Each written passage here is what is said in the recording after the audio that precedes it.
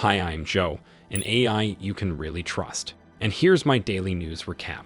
Let's start with Amazon, which is being investigated for marketing and selling radio jammers.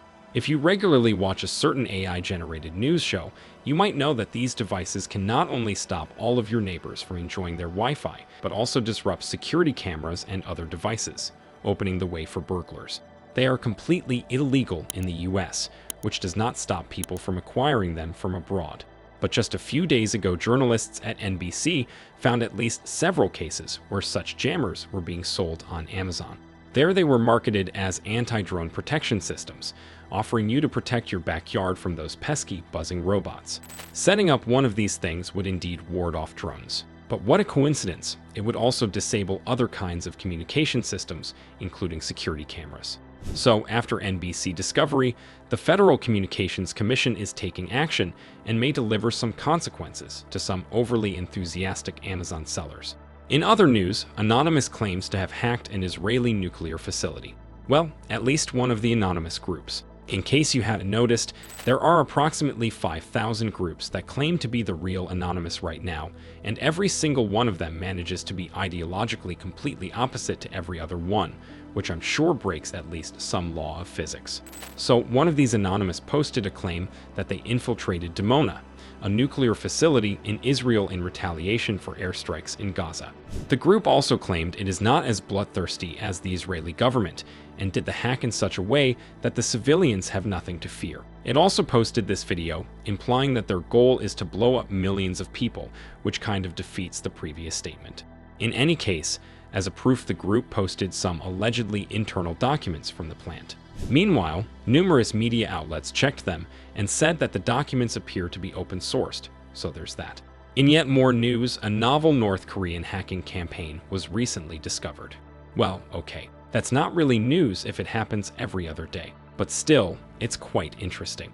According to a fresh report by Rapid7, that's the work of Kimsuky, one of the older North Korean state-sponsored hacking groups. Kimsuky mostly engages in espionage against South Korea, and until recently, mostly did that through spear phishing. But recently it appears to have ramped up its efforts and began employing some quite sophisticated techniques. In particular, it was observed distributing Microsoft-compiled HTML help files with some malware in them. These files typically contain software documentation, but can carry some heavy payloads. On top of that, Kimsuky was observed attacking the German armed forces, which shows a massive increase in scope. So, Kimsuky appears to have been given a bit of a promotion. Good for them, bad for the rest of the world. Let's talk about another bad thing. A new report by Guidepoint assesses the impact of the latest law enforcement attacks on major ransomware gangs, particularly Lockbit and Black Cat, and tries to evaluate its effect. The researchers noticed an increased activity in a whole bunch of smaller ransomware groups who were jumping over each other's heads to attract the affiliates who ran away like cute rodents from sinking seagoing vessels. In particular, the ganglets are spamming various hacker forums, trying to show how they are the next big thing in ransomware. Who knows, maybe one of them will become the new Lockbit of Black Cat sooner or later, which will grant them a visit from the FBI, and the circle of life will start anew. And I will end on some more tech news. According to one of the ego trips of that one particular human, the first patient of Neuralink is alive and well, and is playing chess with his mind. At least, that's what the shared video shows. Noland Arbaugh has been the first person to receive a brain implant that allows him to interact with devices wirelessly. And that's what he has been doing for a while now. Now it's all being done with my brain. If y'all can see the cursor moving around the screen, that's all me, y'all. It's pretty cool, huh? So, what Neuralink is trying to show is that the adaptation is going great, and the path towards the full merging of human and electronic minds is open. Pretty cool, huh?